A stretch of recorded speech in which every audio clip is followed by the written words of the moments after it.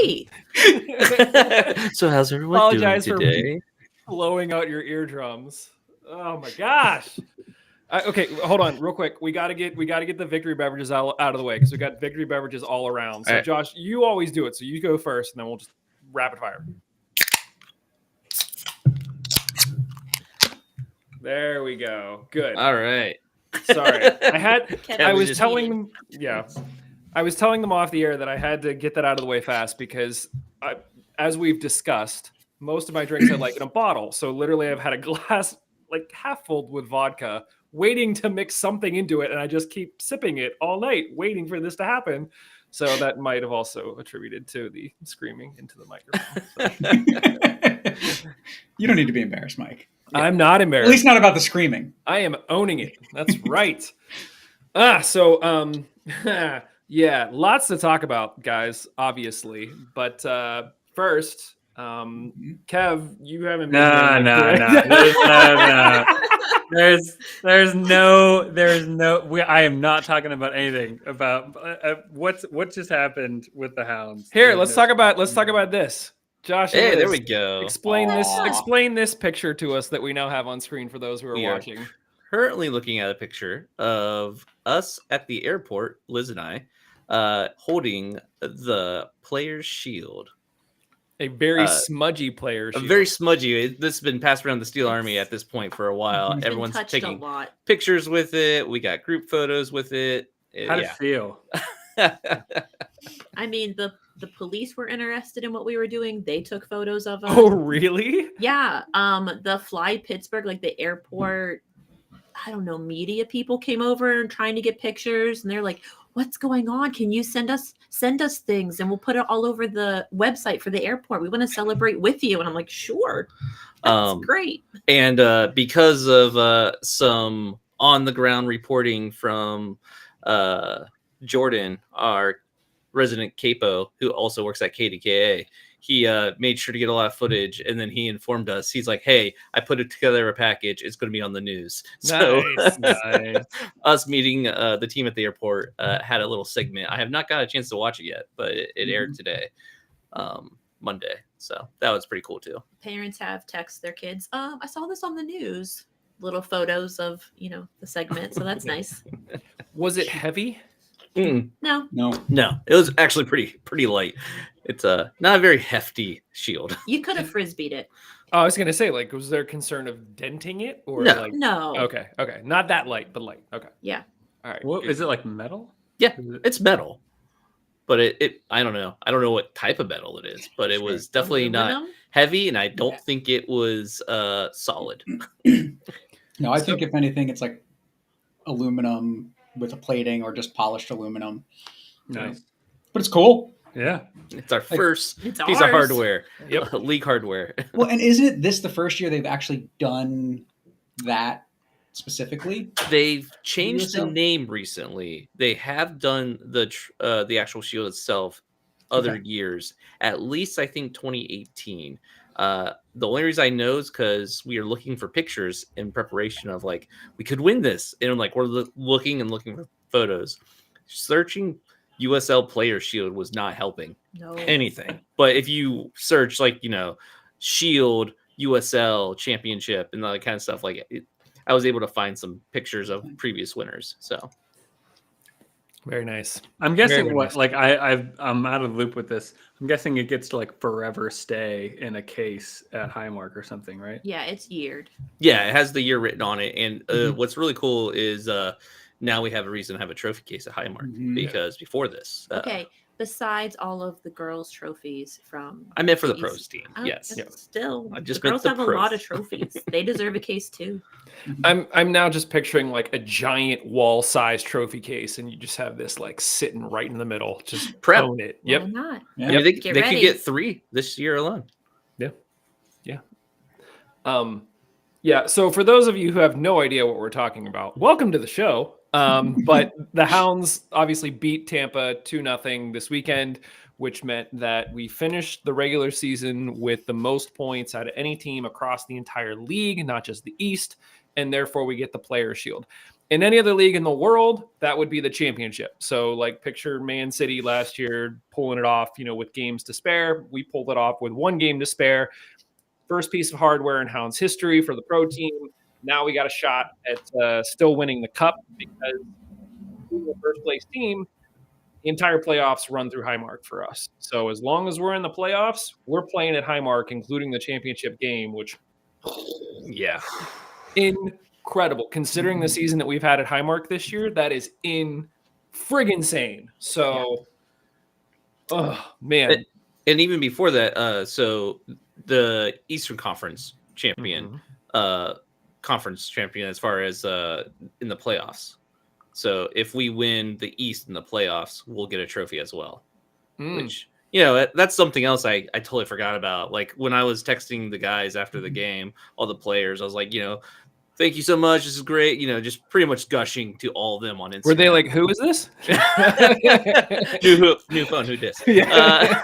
No, but they responded like a couple. I think it was like Forbes. I want to say like, who all was it? Chica also responded this way. Like, yep, 2 more to go. I'm like, 2 more to go. Yeah, you just said 2 more, and I was like, I'll let it go. That was my reaction, and in my brain, because we don't get hardware here. I'm just like trying to figure out what's going on. Like, does he mean the golden boot? Does that count towards the second one? And then I realize, oh, they're talking about the trophy you get if you win the conference in the playoffs. So. I mean, technically, it could be 4, right? Because if Chico wins the golden boot, yeah, but we don't get to keep that one at Highmark. See, that was my initial gut reaction, but there are a lot of teams that will display like all trophies for all players. So maybe Chico gets one and the Hounds. I don't know. We'll see. We'll find out. This is all new territory for us, which is why it's so exciting. Oh man! On top of all of it, it was Lily's 200th game in charge. So I don't want to say better late than never, but amazing way to cap off your 200th win, or 200th game. Sorry, I don't even know. I don't even know where to go. Kev, you've been out of the loop for a while, so I'm gonna let you talk because I forget what you sound like. Well, I'll ground it, and I'll ground the conversation. Maybe not with Don't bring us down. Come on. No. I was going to say I was going to ground it in the performance against Tampa and kind of bring it back to that and talk about the Tampa game. Yeah, I mean, so I watched the game, and I watched the game live, start to finish, and I admittedly. The first goal was so quick. I missed the first goal because I didn't So tune did in. a lot of people. I think a lot of people did. Yeah. But no, it was great performance. I thought this was going to be an extremely difficult game. I mean, I know the stats going into it, how Tampa has struggled against the top teams in the East. I know how much of a roll we've been on, but going away from home, so I didn't know what to expect, but.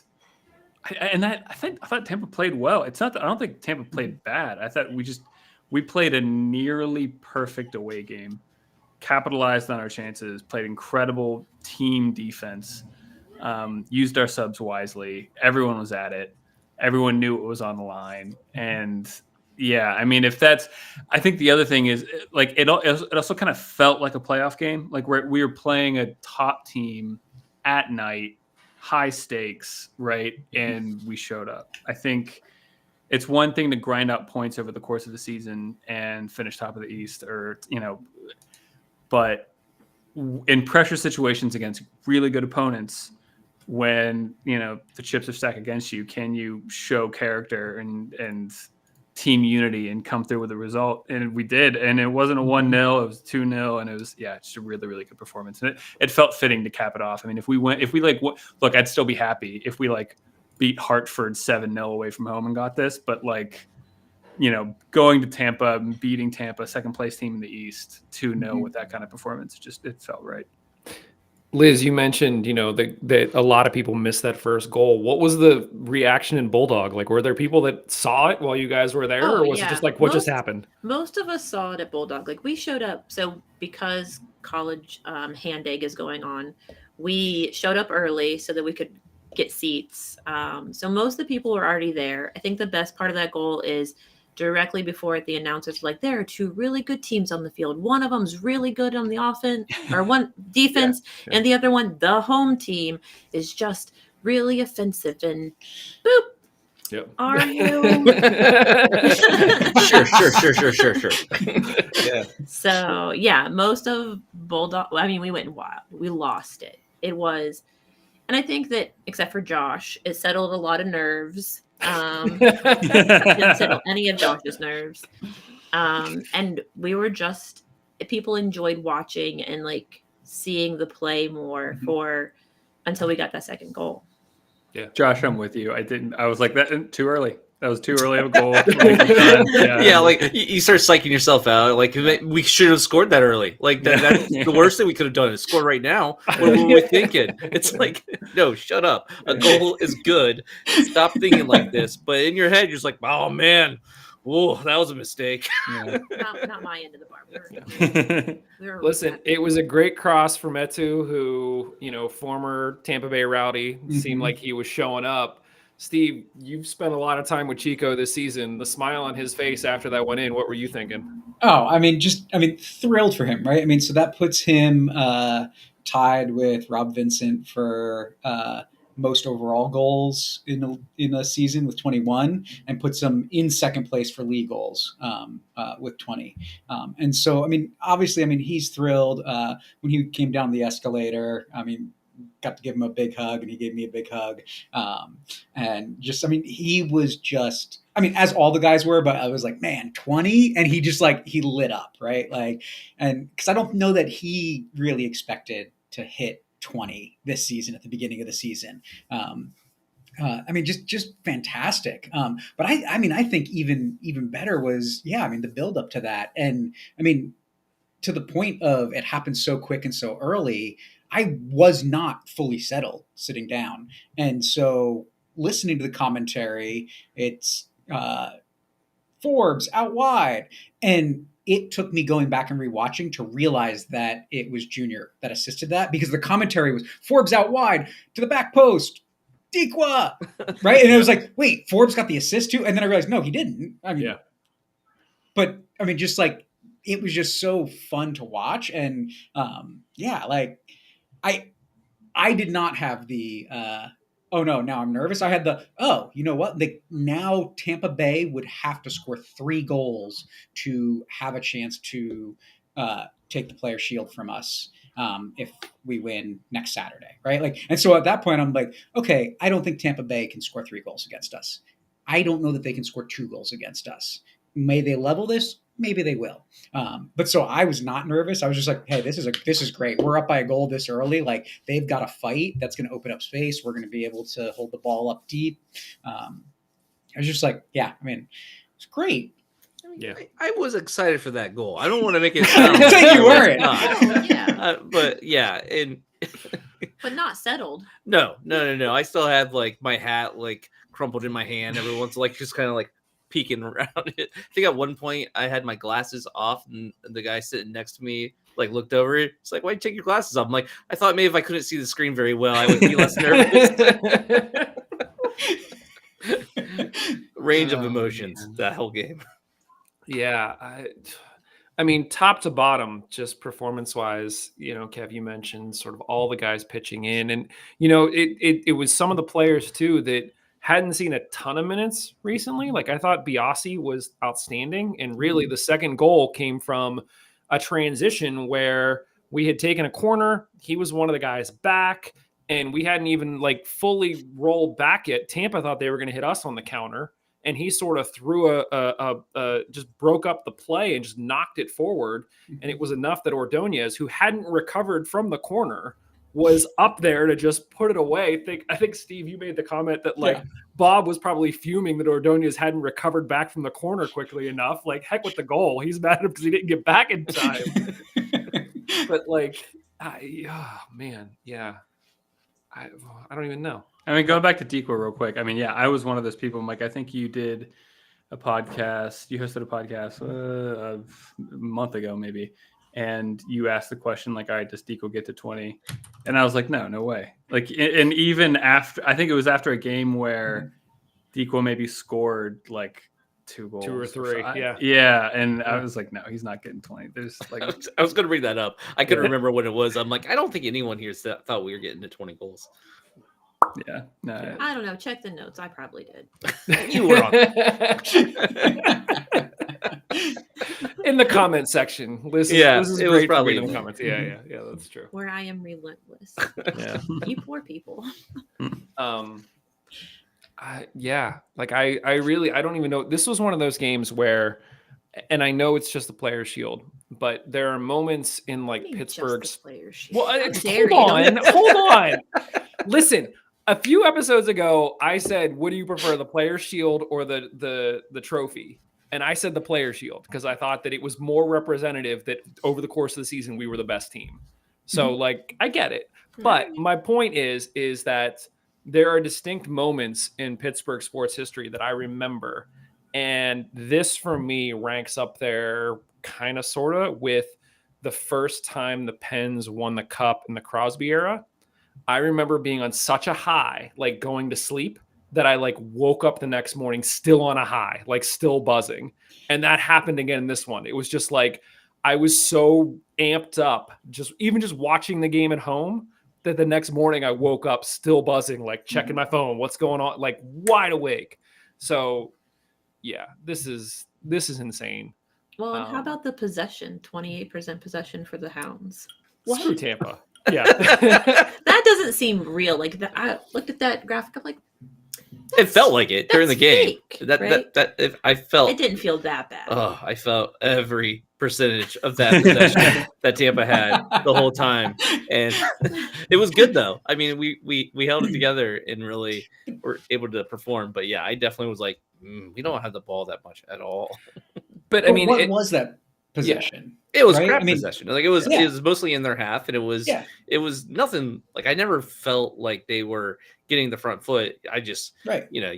Anything can happen when they have the ball and you don't have the ball. So like constantly on alert. Yeah, there were a few saves that Jamali had to make, but like it didn't feel like any of them were like, "Oh, this is the one." Like it was just like, okay, like he's got it. Yeah, there's one that like he had to push off and they got a corner out of the wind, like around the outside, that I don't think he's quite set up for. But overall, they were all very easy. Yeah, it looked like the one you're talking about. It really looked like he couldn't see the ball until it got really close because there was a screen with his defenders, and like as soon as that ball got past them, though, he was Johnny on the spot and he was able to get it, and it was just like, okay, that was the closest call we really had that whole night. So this feels like I'm getting ahead of ourselves. This is the second place team in the East, and we rolled into their house and made them look pedestrian.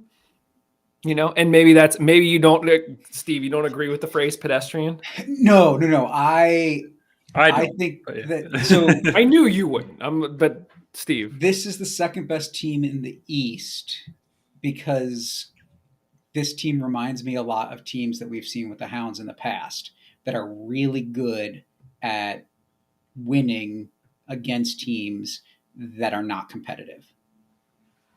So against playoff teams, they have a terrible record, right? They have a terrible record. Relatively. Yeah. Three wins. They beat Miami twice, Louisville once. They've lost 2 times to 4 different playoff teams: us, Birmingham, Memphis, and Charleston. They've tied Indy twice. They play they play Louisville on the weekend, right? And so it could get worse for them, right? And so, I mean, how many times have we said in past seasons that if the Hounds are going to be for real, obviously this season it doesn't count. You can't beat teams ahead of you when you're the best team in the league, but you're beating the teams that are right. I mean, for the Hounds, it's a much different story. We've only lost 2 games to, or 3 games to, 2 games to playoff teams. We've tied 4, and we've won 8. Right? Like that's the difference, I think, between the Hounds and Tampa Bay this time. And that's not to say that Tampa Bay doesn't have a good squad, but come back when you've got a coach that knows how to respond to something that shuts you down, right? I mean, there was no tactical difference. Throw different players on, see if they're moments of individual brilliance. That's all I saw from Tampa Bay. And that's not to take away from the quality of the individual players on the field, but it was just try to force something to happen, and it didn't work. And Does Tampa Bay go on a deep run in the playoffs? Maybe, but it wouldn't surprise me if they crash out to Birmingham in the first round. Who's beat them twice this year? Kev, you sort of took offense to the pedestrian comment. Does what happened here at all change your perception or affect your perception of how things could start to shake out for us over the coming weeks as we head into the playoffs? Not for us. More about just Tampa. I mean, I think we played in just a complete game against Tampa. I mean, Steve, I get your point about like, all right, well, what do you do for Tampa to try to change it up? I don't know my stance on that is a lot of great managers and a lot of great teams struggle when a team defends like that so well. And I think there are a limited number of things that you could do tactically. I think there are things where you can say, like, look, you got to move the ball quicker. Well, I was going to say, we've seen Lily struggle in the past. I think it's just hard. Like and yeah, sure. And I think we're probably the best team in the league that does it. And so to me, it was more of, I don't think Tampa did anything glaringly wrong in that game. I just think we were that good. I think that was one of our best performances of the season.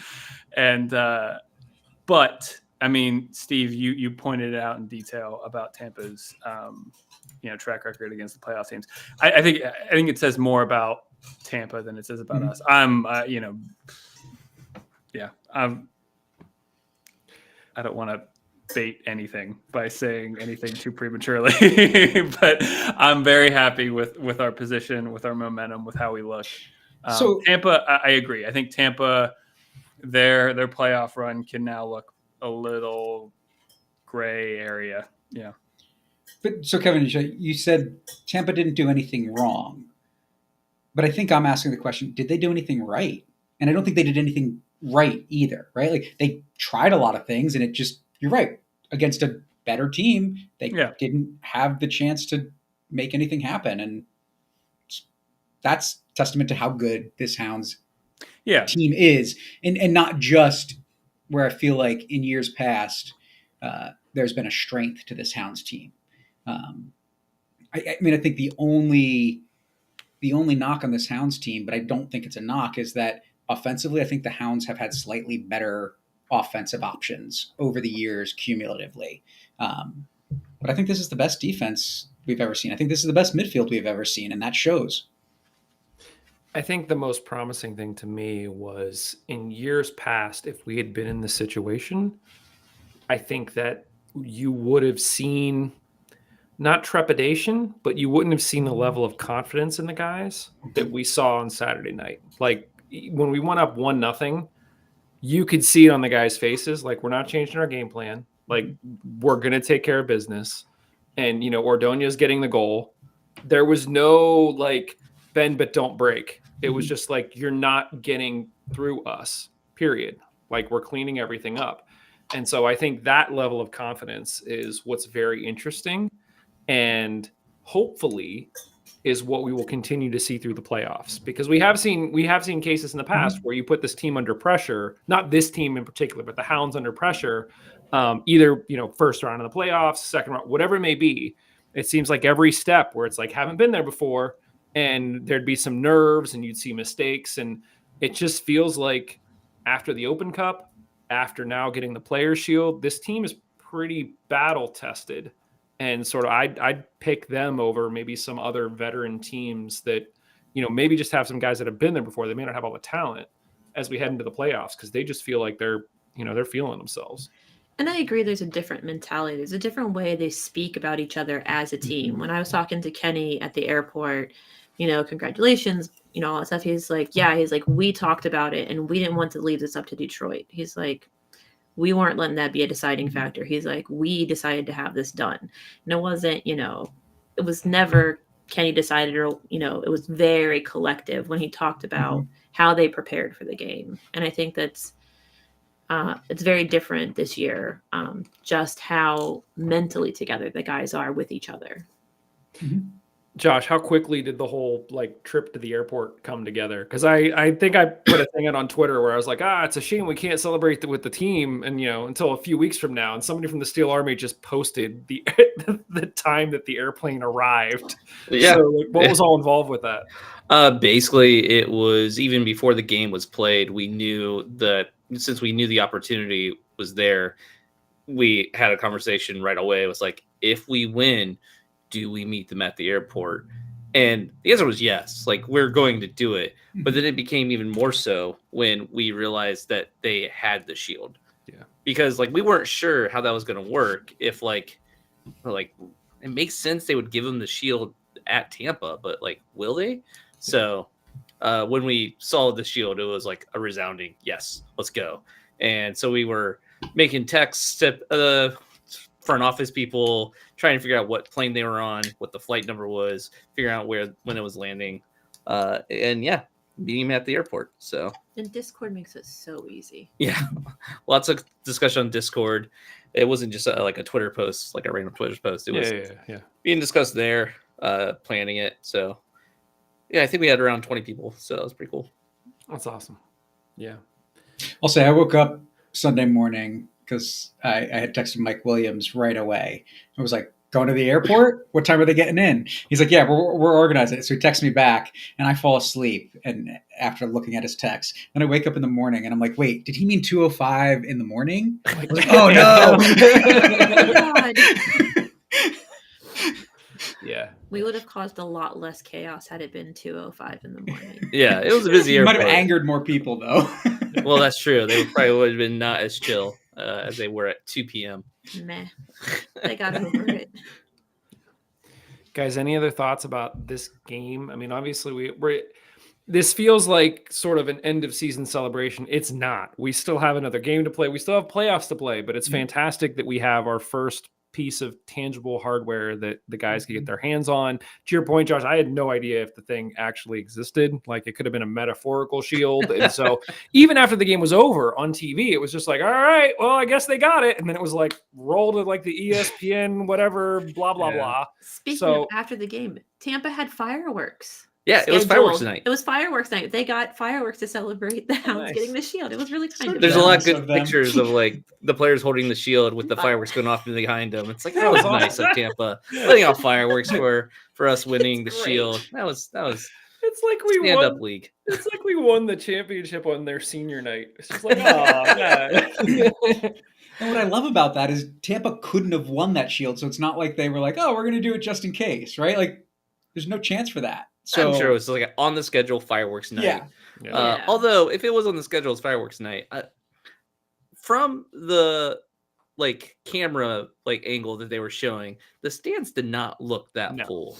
No. And I looked and I'm very confused because they're reporting like, what is their number? It's like over $7,000. 7,400. The stadium says it only holds 7,200. That wasn't a overcapacity crowd. So that's because we would know what that looks like. I'm just saying. Yeah. This year we know what that looks like. So I was very confused by that number, but maybe it's just tickets sold, and I don't know what the weather was like in Tampa. But lingering on that for a second, I saw that tweet. I saw the numbers go out around attendance at Highmark this season. Does anyone know off the top of their head? Like, can you remind me the big takeaway points from that? Because I think I remember something, but it seems too crazy to. I think the big ones were we sold out every game except 2. Yep. I think the average attendance was over 5,000. Yep. The most attended was the most attended regular season game was our last home game, and that was over $5,000, 5.5. I can't remember what the exact number was. $5,000. I thought it was like 6,000 and like 45 or something. Was it? Like I knew the Columbus game was over 6. Yeah. I couldn't remember if so over 6. I mean, it was not quite as dense in the Paul Charles stand, but it was full. Yeah, it was definitely a full house. There were still people in like on the steps because they couldn't find places to sit. I think it was, you could have really forced your way in, but a lot of people weren't. I mean, the grandstand was full. I think the big difference compared to some of the other games this season is this has happened before the season, but I mean, all the luxury boxes were full. The shipping container was full. Riverview was full. Yeah. You could tell, and there And were a that's lot of something- people milling around. I was And gonna say, setting up those luxury boxes beforehand is chaos. They're just like zooming back and forth with plates and rolls and what's in there? it's Do you get a sneak peek? I mean, so it's like a couple of couches, a TV if you want to watch TV instead of going out on the thing, and then a full buffet. But they have the upstairs where they always do the season ticket holder stuff, Right. Yeah. cordoned off with curtains depending on the size of your group. I mean, it's not something that we need to talk about right now, obviously, but that's something that we can definitively talk about, right? Because there's not another home game. Is like the attendance record around all of this stuff, and it's just, I mean, silently behind the scenes and all of this stuff. I mean, nothing's going to knock off what was just achieved, in this Tampa game. But that's huge. I mean, the attendance record throughout the season to have that and such a change over from last year. I mean, because you can have, I don't know. I'm not tempting fate. And to be honest, I have no recollection of what, like, when Rochester won everything they won with Lily. I don't know what their attendance was. I get the sense that maybe they weren't selling out every game at home.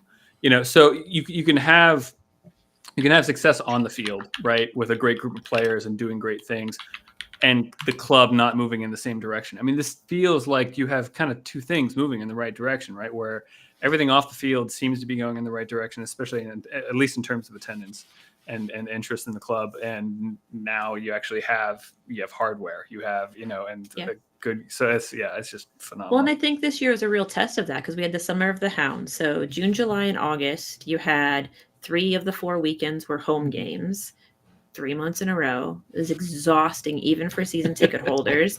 We still sold out. We had one delay, that was however many hours. Yeah. That was fine. People stayed for it. Like, not regular people stayed for that game. We had another, rain event. Didn't matter. We had rainy days where it's like, oh, it's cloudy and it's a little bit coldy. Didn't matter. People were filling up the grandstands. Like, this was a testament to the changes that I think are happening in the city, but probably the way in which the club has gotten out the word about the games and partnered with the right people to talk about, I have a game day there. My kids like it there. It's a whole event. There are a lot of things to look forward to, including the soccer on the field. Even if the team had done well, I think there were a number of ways that sales could have gone poorly this year, and they still did it. That's impressive. Yeah, Jeff came in and held it down. We'd be, remiss if we didn't acknowledge that tomorrow, or depending on when you're listening to this today, at 10 a.m., pre-sale tickets go on sale for the first playoff home game. So if you're interested, I have to imagine those are going to go fast. So, 10:10 at 10 a.m. is the way the team was advertising it. And, talking about full houses, if the championship, makes it through Pittsburgh, that's going to be on November 13th. So just bundle up, because we know how that wind can whip across Highmark. It's going to be cold, but good Lord. Like, It'll be glorious. I was going to say, it's going to be insane. So It's going to be a whiskey night. Whiskey night.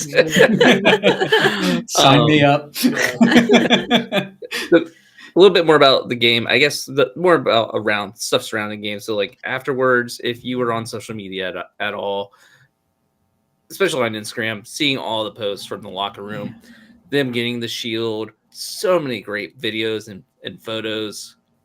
Tuffy was there. He's doing a group shot with the shield with the players, and of course he has jeans on and New Balance shoes and everything.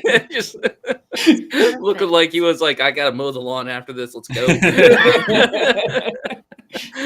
But he had nice jeans on. I gotta say, they look like, not work jeans. They weren't work jeans. I was going to say no holes or anything. Dig yourself out of the Josh. Go ahead. That's fine. I'm good. But yeah, and just how much fun they were having. The morning after, seeing photos of the cup, the shield at breakfast, everyone just passing around. And one great Twitter interaction was the league posted an article about the Hounds winning the Shield, and a Tampa supporter left a comment, "What's the Shield even look like?" And like that was a comment, and then the Steel Army account posts a photo that Dequel had posted on Instagram where it's like the Shield up, and then in front of the Shield he's eating like eggs and like it's his breakfast. And the Steel Armor's like, it looks like this. Do you think so? Again, talking about the Penguins, when the Penguins won the Stanley Cup, there was a picture of Sidney Crosby sleeping with it. Do you think somebody slept with the Shield? And if so, who? Kizza. That's my automatically Kizza would do that. I'm sure if he could sneak it away, he probably did. I'll say Mert's got to carry it down the. Yeah, Mertz had it on the escalator. Yeah. Yeah, but he didn't have it at the Tampa airport because Junior had a Instagram live video where he was walking around with it at the airport. Did he have it or Hogan? No, I mean he had a Hogan was with him, and like he passed it to Hogan. Hogan was holding it as well. So yeah, awesome stuff. I feel like we could just spend all night talking about this, but like I said, there's still more games to play, and there's still more stuff that we could be. And there's a season recap to be had too. So I mean, this isn't the end of it. Like, right, we'll get to. But we should talk about how wrong some people were. Okay, all right, here we go. So here's the thing. Let's set this up. When I showed up tonight, Liz was like, Liz went back to what was our preseason show where we were doing predictions? April 3rd, which that's like season had started by that point. So were we just like being negative overall at that point? Or me? I'm just going to shut up. Liz has notes and she's basically going to roast us. So go ahead, Liz. The floor is yours. The things that I took away from April 3rd. VAR. I still think that we should have it. It's still broken. Me and Laura Ellen are still right about the ways to fix it. Okay.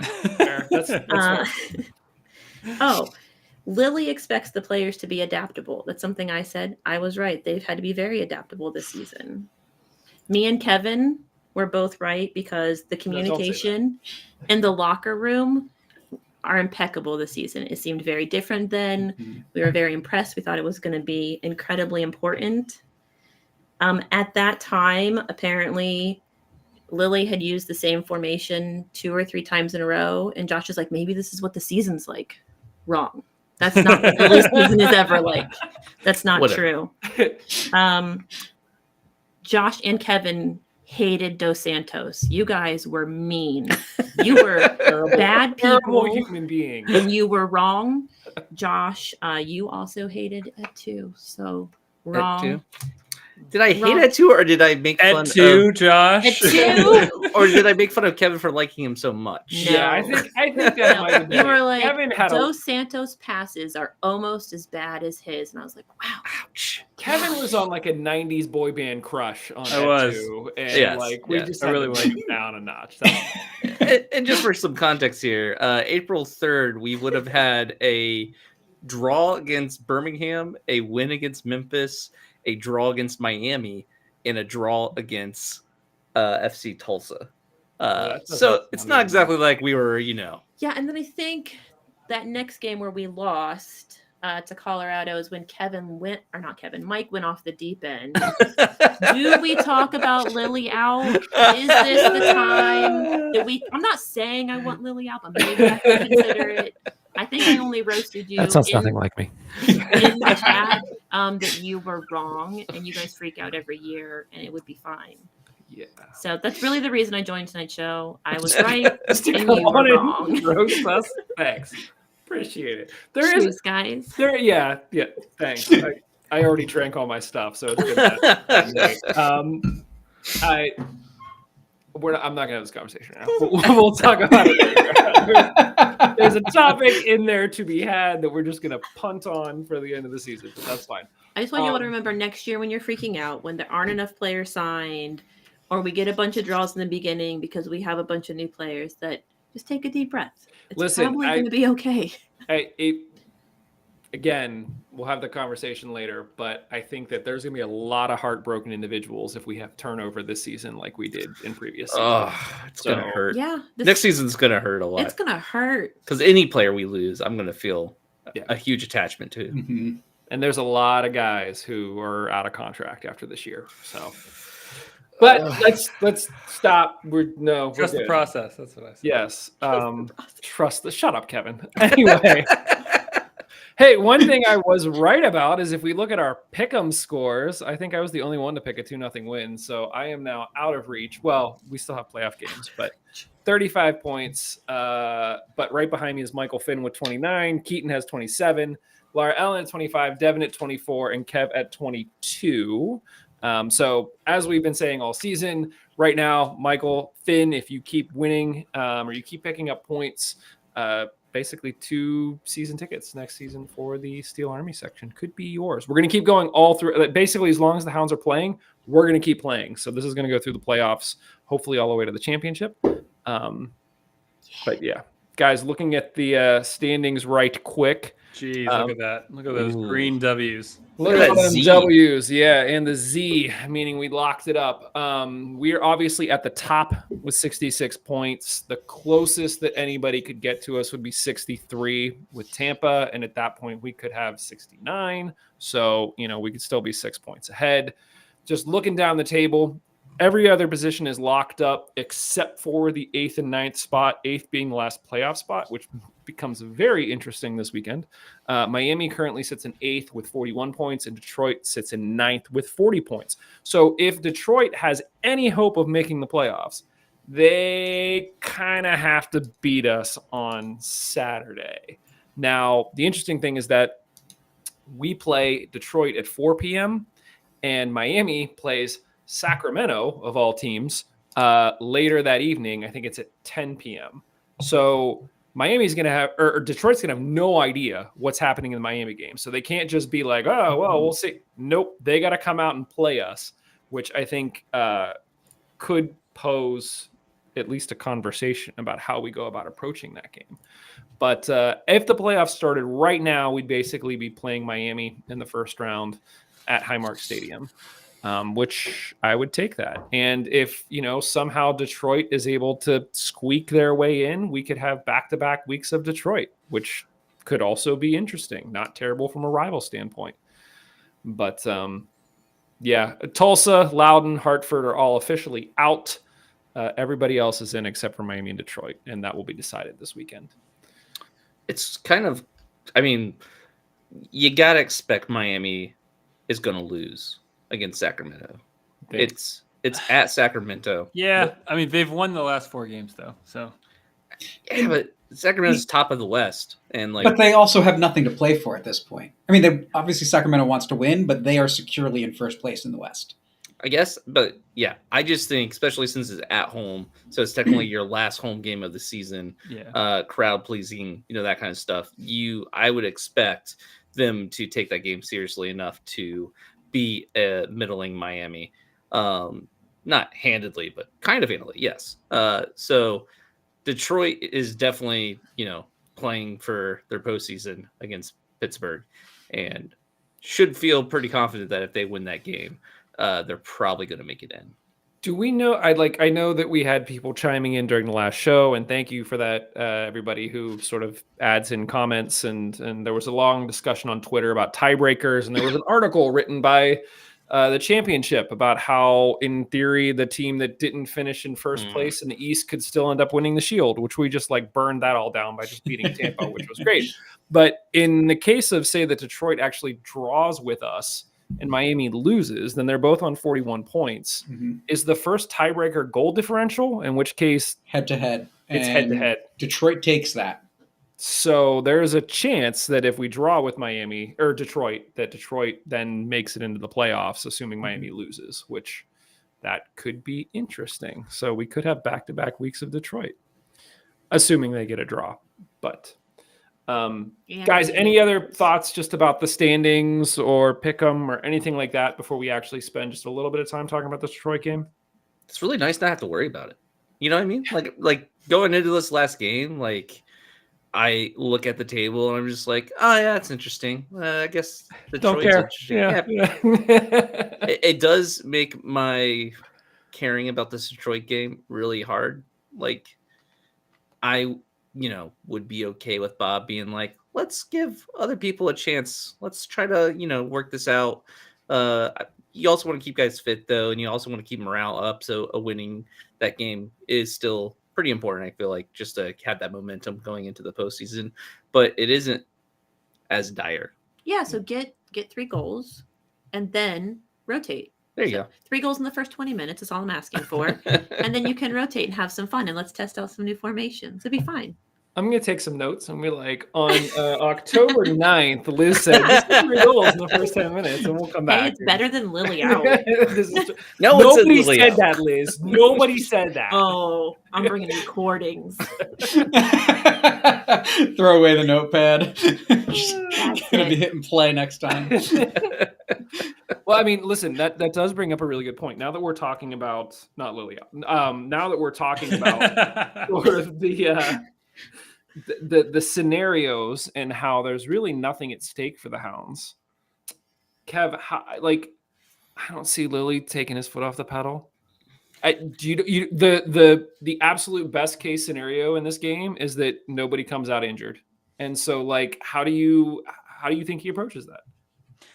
I am of the opinion that in these scenarios, you always want to keep the winning mentality going, and so you try to win the game. I would be playing our, if this was a playoff game, if this was the first round of playoffs, play who you'd play, and go out and try to get a win. I think that momentum is more important than anything. That's a good point. If we lose and they get into playoffs and then we have to play them again, you're in a bad mental spot. That's a really good point. Well, and I don't think, I don't know. I don't think sport is something where you can kind of just turn things on and off. I think momentum is a thing. And even if it is just like, even if you can kind of convince yourself away that like, well, this game didn't matter and that's why we didn't play and that's why we didn't this and that's why we didn't do that, you didn't get a result. And I think that can play on you. So I think, and I truly believe that that's how Lily's going to approach this too. I would be shocked if we see players that we haven't seen, in the lineup for a while. But I will say in an alternate universe, if you're taking that out of the equation, I think I would rather play Detroit in the first round. And that means, getting a draw or something, and so sure, cook the system so that we like try to like get a draw or lose. I don't know, but listen, that would be great payback for Miami after their whole goal turns into a corner kick fiasco that we then had to travel back down and play them again. So just sorry guys, we didn't get into the playoffs. Steve, are you at all concerned that this game could get ugly in Detroit from the standpoint of, say that, we somehow pull off Liz's scenario and we score 3 goals in the first 10 minutes. Now we basically Don't be ridiculous. Okay. All right. Okay. I thought you said, honey, don't be ridiculous. Not 20. I'm like, wow, Liz. Same difference. Yeah. Okay. I really thought that's what you said too. I did not pick up on 20 at all until you said it, Mike. And I was like, Liz, I love it. But Steve, are you at all concerned that if the game does get out of hand early and Detroit knows that like we basically hold their future in our hands, that the game doesn't get chippy and there might be injuries? No, I'm not concerned about that because I don't think there's a game that we play against Detroit that's not chippy from the beginning. I think the game's right. Like, so I don't think we get into that scenario. I think that's how we start. I think look at this game. I think that Bob just doesn't care about individual accomplishments. And you know what? San Antonio's Hernandez is going to get an assist on the weekend and Kenny's going to finish second because Kenny's not going to start. And then when the Hounds go up, Bob's not going to put him in, right? Like, it's going to be that type of game where he's going to make some adjustments. Mertz will probably start, I think. I think we'll see one of the defenders that's been in the 18, not in the 18, and Alal Asamano will be there and get some minutes. Right? I think it's going to be that type of thing where he's going to give some guys that are on the fringes and guys that he expects to re-sign or pick up options on, right? Guys that he likes. I think the guys that are not near the 18 are not going to be there, but he's going to give some guys that he wants to give them some time to show that they deserve the option. And I don't think that means that the Hounds lose this game. I think that there's no doubt in Bob's mind that he can put out a starting lineup that has 5 changes and still win this game. And that's his approach. And I think he's proven it this year. So this is me trying to get into the mind of Bob Lilly when I really try and have for a long time said, I don't understand the mind of Bob Lilly. So I'm probably completely wrong. And a little bit more on that though, real fast, is like, just because he makes those changes doesn't mean he's looking to lose. Yes, but also doesn't mean he can't reverse those changes. We have 5 subs. Like you start out some people who, like, I wouldn't be surprised if Dequa doesn't start. And like as it's going, if things look like they're not going great, he just subs them in. Like you don't need them to start. You have them on the bench ready to go. Who's the keeper that he did that with? Where if the keeper just played, he gets the Golden Glove. Is that Morton? I think it was Kyle Morton. Or was it Vitiello? No, it was Morton. Okay, it was Morton. Okay, Yeah. He missed it by like 7 minutes or something like that. Like something stupid. It was absurd. Josh, what are your let's get into some. Well, real quick, just to sort of set the table, we already talked about the fact that Miami plays Sacramento at 10 p.m. Detroit is going to have no idea. They're going to have to come out, try to get all 3 points from us if they can. Basically, last time we played Detroit, we won 2-0. We've obviously only played them once. We beat and drew with Miami. So, Kev, you were sort of talking about like who we'd rather play just over the course of the season, win and draw with them. We beat Miami 2-0. Josh, how do you see this one playing out? Give us some thoughts and a score prediction. Yeah, so I do think we win this game. I also think it is going to be a chippy game. I would not be surprised if Detroit doesn't have all their players on the field by the end of it, because they're going to be playing with passion. They're going to be waiting, or this is it for them. So they're going to be reckless. I feel like, especially if they're not on the front foot early. Has Detroit made the playoffs before? I think they No, did. this is their second year, right? They made it last year, didn't they? Did they make it last year? I honestly can't remember. I Wow. feel like I can't yes, remember. they definitely did because they didn't have that like introductory They did. freshman year. Yeah, this is like their freshman year. Like this is what we expected last year to be, and last year they justifiably got to have a huge. They chip on came their out shoulder early. 'cause Yeah. Every show we were like, oh, Detroit, who cares? And we're like, maybe we should care about Detroit. So yeah, they did. Yeah. But I want to be clear that they're worse off this year than they were last year. Yeah. Because they've got in that 7 spot, which was the cutoff line, and this year they're hoping to get into the 8th spot with less teams in the division. Yeah. So Josh, score prediction. I'm gonna say 2-0. Liz? I mean, we're gonna go ridiculous. We're gonna go 3-1 Hounds because we're gonna do the formation changes at the end, and they're gonna get one by a formation change. Okay. Steve? I'm going to go 2-1 Hounds for a very different reason. Detroit's going to be coming out. They're going to they need to score, right? Yeah. And they're going to be shooting at a keeper who has not played a lot this year in Garner. And Jamali's in Jamaica. Yeah, Jamali can't play. This is not like a revelation that I'm predicting. No, this is like he's just not available. He didn't even get to come to the airport and get cheered at. Yeah. He went right to Jamaica. Yeah, he went directly to Jamaica from Tampa. Yeah. And so I think that there's just a little bit difference in play there, right? I mean, a guy that's played a few games as a professional versus Jamali Waite, who has been phenomenal for a season and a half.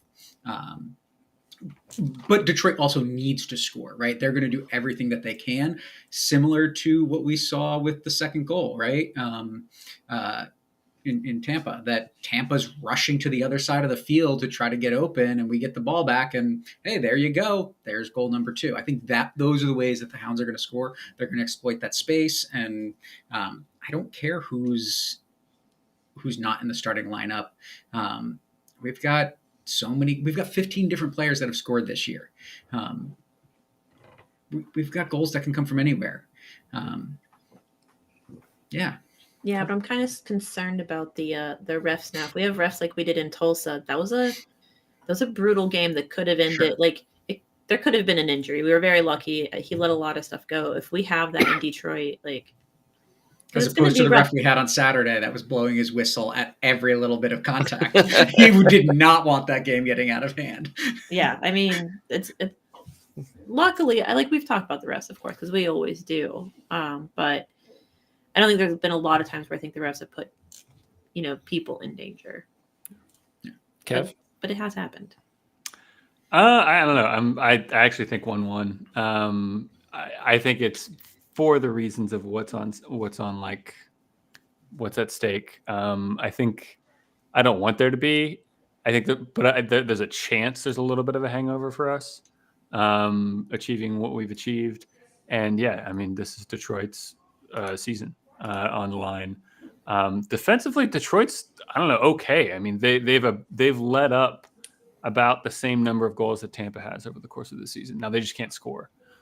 So I think it's possible with if they're coming out, knowing that their season's on the line at home, last game of the season, maybe they get a corner, go off of a corner or a free kick or something. And then I think we have a good chance of scoring against them. But I'll say 1-1. I was gonna say 3-2 because the notion of not having weight there, the fact that Detroit has to win, they're gonna come out. But after everything we've talked about, I just can't imagine our defense Goals conceding. against us, Mike? Huh? I was gonna say they're scoring 2 goals. That's what I was just gonna say. I can't imagine, regardless of who's in net, our defense leaking 2 goals to Detroit. So I'm gonna go the opposite way, and I'm gonna say 3-0. I think we still get the shutout. I think that's a bold shot. I think it's probably gonna be closer to what Liz said with 3-1, but I mean, they have no one. I mean, they've scored the least amount of goals in the Eastern Conference. So we've scored a Chico number of goals over them. Wow. Yeah, and I think something to consider, and Kevin, for the whole fatigue thing, we have been told that the whole team is traveling. So you're going to have so much hype about the last game, about the Shield, about, coming home for the rest of the season. So, I mean, that can play into not having the fatigue, to getting more goals. well I guess I wasn't the journey. Yeah.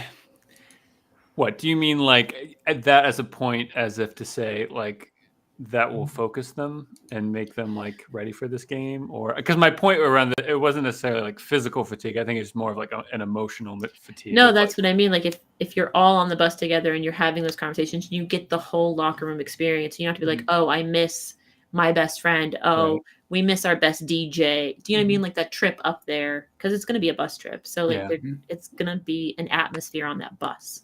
Well, I was going to say too, it seemed like in Tampa, they didn't have the full team beyond the 18. Like there was talk of, the coaches and stuff in the press were saying like, oh, we made sure to like call the guys back home who like helped us get here, who just couldn't be here. And so that likely won't be the case in Detroit. It's going to be everybody there, and they're going to want to party and finish out the season in style. Yeah, like a bus for 18 versus a bus for the whole team. It's the same price. Yeah. Whereas plane tickets, well, they ain't.